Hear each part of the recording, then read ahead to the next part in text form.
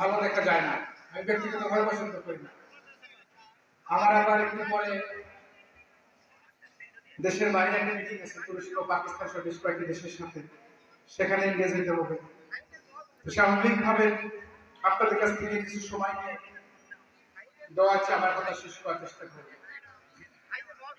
এবছরের তাফসীরুল কোরআন মাহফিল সেমতো আজকে থেকে আমাদের এলাকায় মোটামুটি শুরু, মানে আমার যাত্রা শুরু আর কি।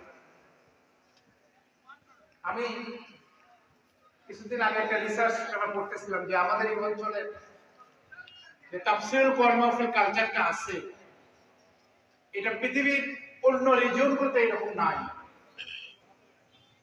ধরেন মালয়েশিয়া, তুরস্ক সহ অন্যান্য মহাদেশের যে কালচারগুলো আছে সেখানে এরকম কিন্তু তাফসীর কোরআন মাহফিল স্টাইলটা খুব কম। বরং তবে মসজিদ ভিত্তিক তাদের কিছু কনফারেন্স হয়, এরকম কালচারটা গড়ে উঠছে। তো আমি জানার চেষ্টা করতেছিলাম যে আমাদের এই অঞ্চলে তাফসীর কোরআন মাহফিলের কালচারটা শুরু হয়েছে কখন থেকে।